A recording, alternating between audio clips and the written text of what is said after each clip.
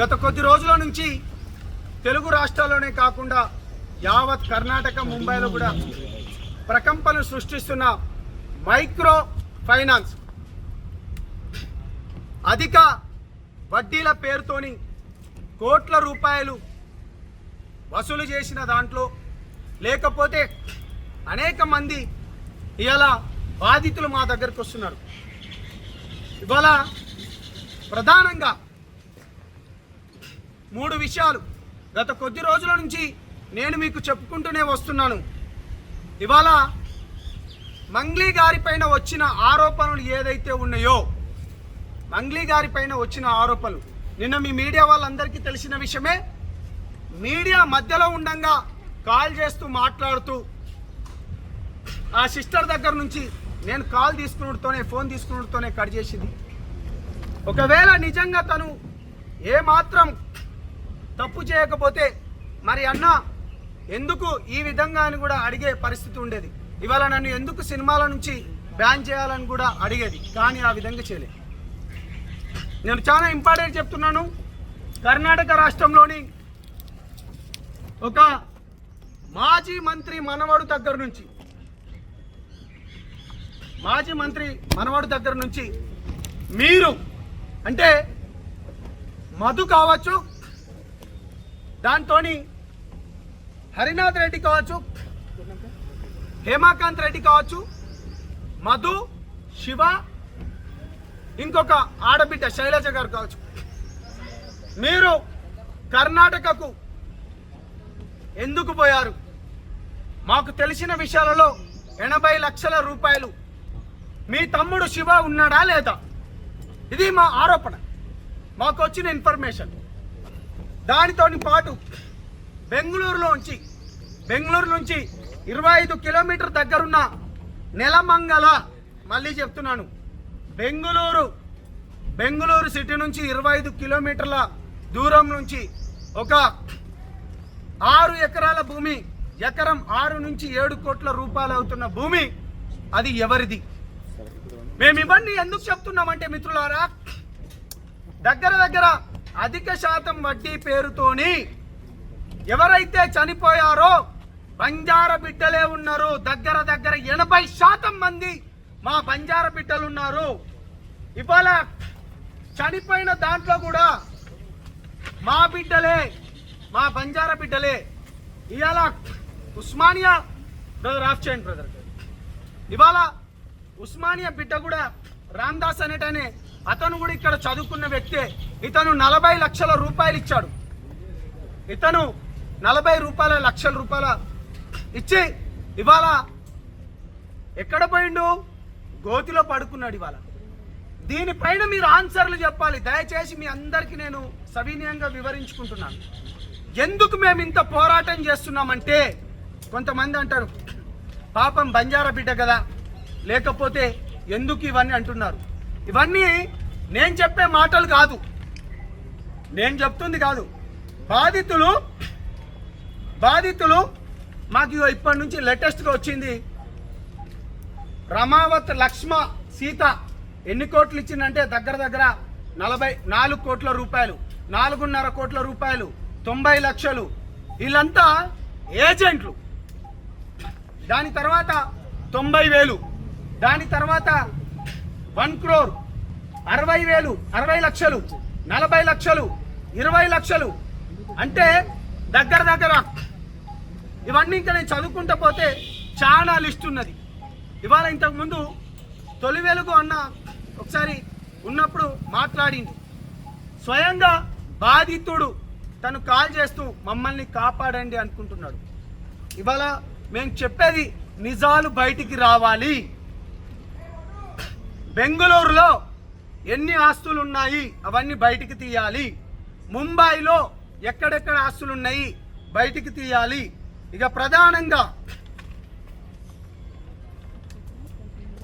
నల్గొండ జిల్లాలో ఎవరైతే మెయిన్ కల్పరిట్ బాలాజీ, అతని తోడున్న మధు అరెస్ట్ అయినప్పుడు గత కొద్ది నెలల క్రితం నల్గొండ ఎస్పీ గారు అరెస్ట్ చేసినప్పుడు మీ అందరికీ మీరు ఈ వీడియో విజువల్స్ మంచిగా చూపండి. ఈ ఆమీర్ పటేల్ అనే వ్యక్తి ఎవరు? ఇతను ఎందుకు వాళ్ళను విడిపించడానికి ఢిల్లీ నుంచి నల్గొండకు రావడం జరిగింది? ఇక్కడున్న మధు గురించి మీకు అందరికి తెలిసిన విషయమే. ఆమీర్ పటేల్ కి మధ్యలో ఉన్న శివ చౌహాన్ ఇతను ఎందుకున్నాడు? దాని తర్వాత అభిషేక్ అనే వ్యక్తి మీరు ఇప్పటిదాకా తను కూడా అభిషేక్ అనే వ్యక్తి ఎందుకున్నాడు? దాని తర్వాత భరత్ చౌహాన్ ఎవరు? మధు వాళ్ళ బావ. ఈ ఒక్క ఫోటో చాలండి, మిగతాది ఏదొద్దు.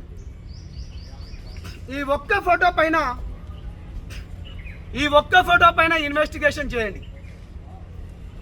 మేము రాత్రి పగలనకుండా చాలా మంది దగ్గర నుంచి ఎందుకు ఏందన్నా కానీ నిజాలు బయటికి రావాలి, న్యాయం బతకాలి.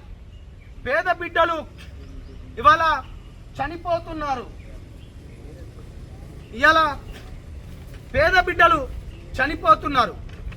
దీనికి ఆన్సర్ కావాలి మాకు. దీనికి ఎవరు ఆన్సర్ చెప్తారు? ఇవాళ దీనికి ఎవరు ఆన్సర్ చెప్తారు? నాకు సంబంధం లేదన్నారు కదా మంగ్లీ గారు, నన్ను మభ్యపెట్టిండ్రు కదా నీతి నిజాయితీ ధర్మం ఉన్నతో. ఇదిగో 28 కొండపల్లిలో, నల్గొండ జిల్లా కొండమల్లెపల్లిలో 28 కోట్లు వసూలు చేసిన ఒక వ్యక్తి నిన్ననే ఎట్లా పట్టణంలో చనిపోయాడు. చూపండి ఇప్పుడు 28 కోట్లు పేద బిడ్డలను. రైట్, హెడ్లైన్ మీకు కూడా చదివి వినిపిస్తాను. 28 కోట్లు వసూలు చేసిన వ్యక్తి మృతి, దిక్కుతోచని స్థితిలో బాధితులు. నల్గొండ జిల్లా కొండమల్లెపల్లి పట్టణంలో ఓ భారీ ఆర్థిక మోసం వెలుగులోకి వచ్చింది. అధిక వడ్డీ ఆశ చూపించి 28 కోట్ల మేర అప్పులు వసూలు చేసిన వ్యక్తి ఆకస్మికంగా మరణించడంతో బాధితులు రోడ్లో పడ్డారు. వివరాల్లోకి వెళ్తే పట్టణంలో ఇస్తరాకుల వ్యాపారం చేసుకునే చిన్న కంపెనీ నిర్వహిస్తున్న వరికుప్పుల శేఖర్ అనే వ్యక్తి. ఇది ఒకరిద్దరు చేస్తున్నాయి కాదు, ఇది అనేక వర్గాలుగా. అంటే బాలాజీది ఒక వర్గం, మధుది ఒక వర్గం, వీళ్ళంతా ఏజెంట్ సిస్టమ్. దాని తర్వాత భీమా నాయక్ అనే ఒక వర్గం. ఇంతకు ముందు నేను చెప్పినట్టు వీళ్ళందరూ విభాగాలుగా విడిపోయి ఇవాళ వసూలు చేస్తున్నారు. ఈ మీడియా ద్వారా నేను చేతులెత్తి దండం పెడుతున్నాను. అశోక్ రాథోడ్, ఒక గిరిజన సంఘాలు మిత్రులు కత్తి సైదులో మాదిగ గారు కావచ్చు, లేకపోతే వినోద్ గారు కావచ్చు, నీతి న్యాయం బతకాలి అన్నలారా అక్కలారా చేతులెత్తి దండం పెడుతున్నా. అధిక శాతం వడ్డీ పేరుతోని వాడు మిమ్మల్ని గుంజుకొని తర్వాత వాడు మీకు డబ్బులు ఇవ్వట్లేదు. కొన్ని వందల మంది ఇవాళ అడుగుతున్నారు, ఇవాళ వందల మంది మోసపోతున్నారు. ముఖ్యంగా వీళ్ళు డబ్బులు వసూలు చేసిన దాంట్లో బైనాన్స్ అనే కంపెనీ,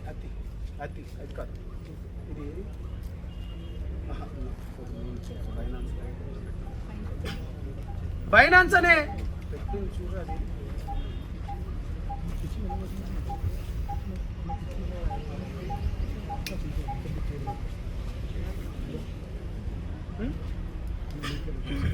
ఈ బైనాన్స్ కంపెనీ అనేది ఒకసారి దీనిలో చూడండి.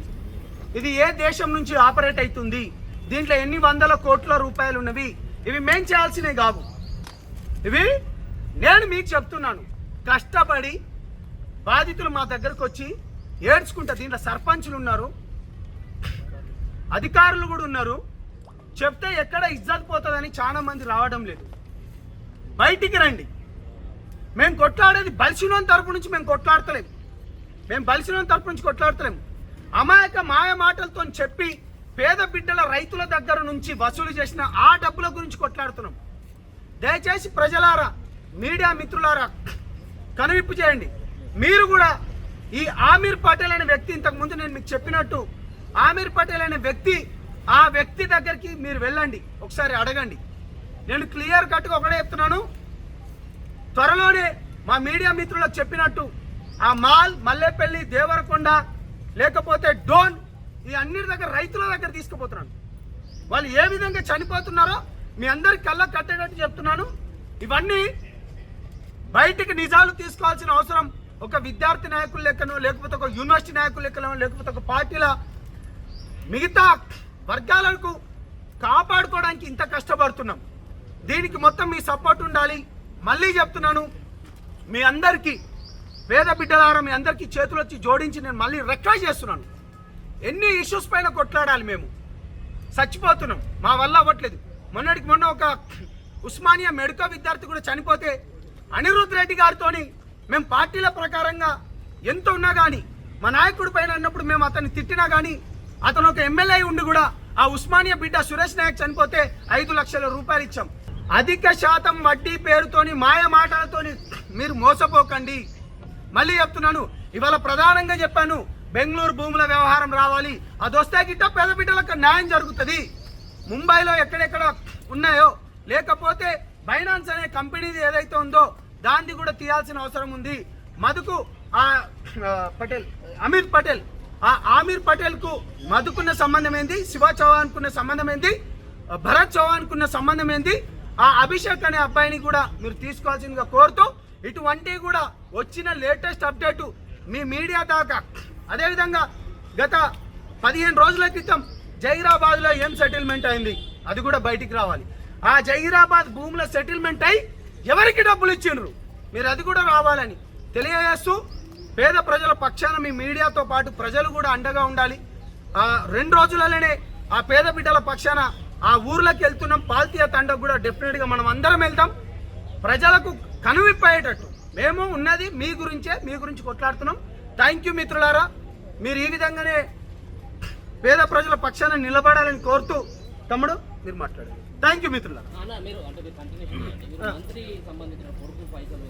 మనవాడు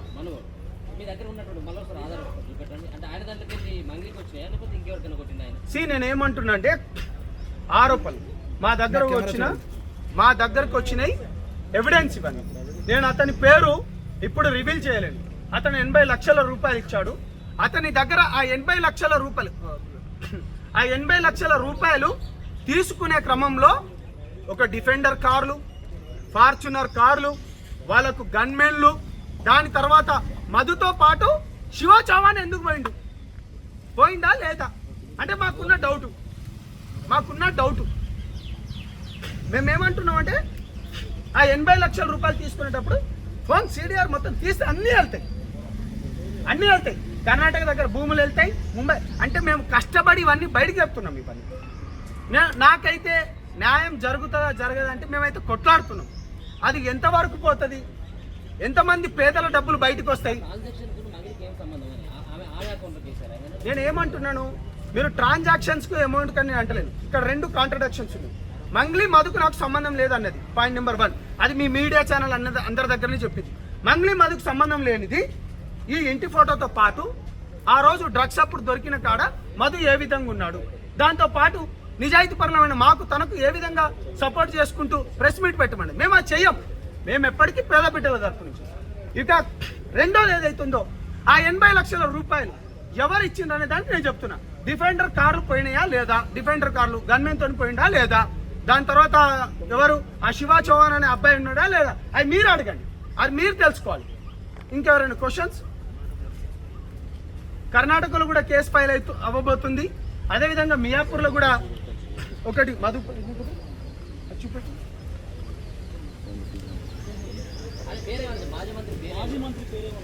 త్వరలో మొత్తం చెప్తామన్నా విత్ వివరాలతో. నేను మీరు అడిగినప్పుడు కూడా మేము ప్రతిదీ చెప్పుకుంటూ వచ్చాను. ప్రెస్ మీట్ నిర్వహిస్తున్నారు మీ పక్షాన, మీరు బాధితుల పక్షాన, బాధితులు మీతో లేరు కదా. ఇది మియాపూర్లో కేసు ఫైల్ అయింది. ఇది మియాపూర్ పోలీస్ స్టేషన్లో అయింది.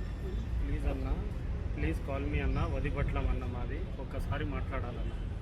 ఇగో అంటే బాధితుల పక్షాన ఉంటే వదిపట్లకు సంబంధించిన తమ్ముళ్ళు కూడా అనేక మంది ఇప్పుడు లైవ్లో ఉన్నా కానీ ఇప్పుడు 3:45 వచ్చింది ఈ లైవ్ పెట్టబోతున్నామని చెప్పుడుతోనే ఎన్ని కోట్ల రూపాయల ట్రాన్సాక్షన్స్ ఎక్కడెక్కడ వీళ్ళు రాసుకునే కూడా, అన్న మా పక్షాన మాట్లాడండి, మా పక్షాన నిలబడండి. అనేక మంది మేము అంటే అన్యాయానికి గురవుతున్నాం, మాకు న్యాయం చేయండి అని వేడుకుంటున్నారు.